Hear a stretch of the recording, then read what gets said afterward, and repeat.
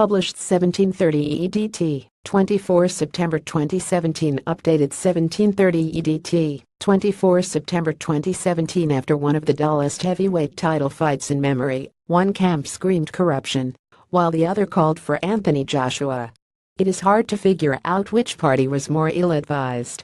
In the case of Hughie Fury, there would have been more sympathy for his world heavyweight title defeat by Joseph Parker, had the post-fight proclamations from his team not been so far-fetched and distracting.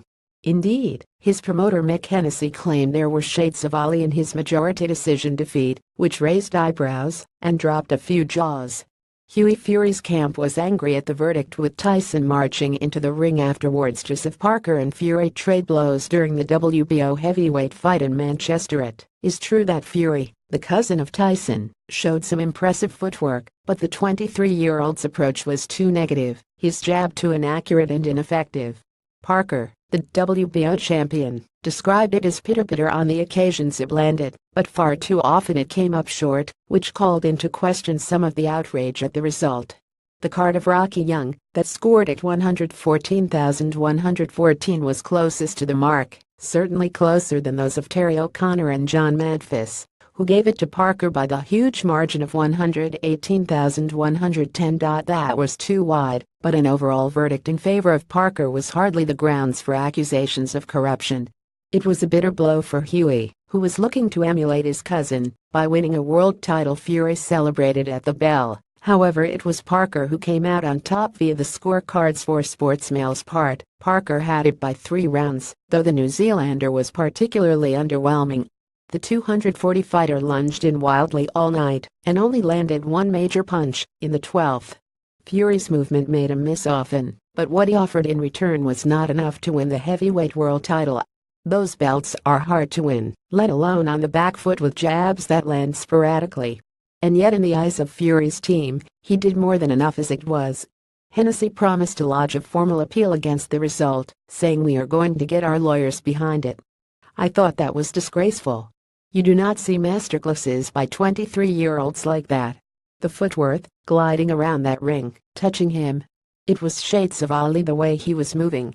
Why can't that be appreciated? Fury was disillusioned by the result after cards of 118,110, 118,110, 114,114 were returned. Hughie's cousin, Tyson Fury, protested to the British Boxing Board of Control's Robert Smith. Fury's promoter Mick Hennessy promised a bid to protest and overturn the result. Fury certainly showed enough class in his footwork to suggest he can compete at world level again, perhaps with the benefit of less rust in his punching, given he was out of the ring for 17 months before this fight.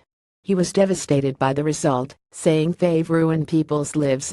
I don't think the scoring was right. I thought I won the fight easy." For Parker, all roads appear to lead to Joshua, the IBF and WBA champion. His team have already been in talks with Eddie Hearn over unification next summer, most likely at Wembley in July. Their plan is an outing before the end of this year, possibly in Japan, before a tilt at the winner of David Hayes' rematch with Tony Bellew.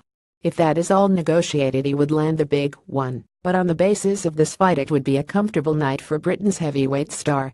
Parker retained his WBO World Heavyweight title with a majority points decision on Saturday. Jorge Linares had Luke Campbell down in the second round, but in the end only won on points. Parker said, "This fight was a good way to establish ourselves in Britain, and now I am looking forward to having those big fights against Joshua, Bellew, Hay, Dillian White. All fighters have weaknesses.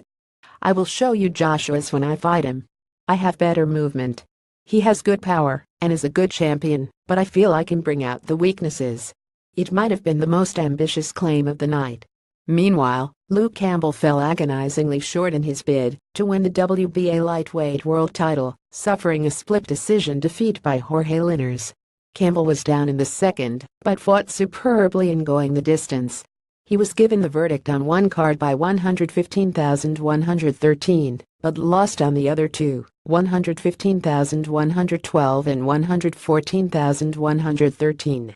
It was the second defeat of his career. "Hess a great champion, but I thought I outclassed him," said Campbell.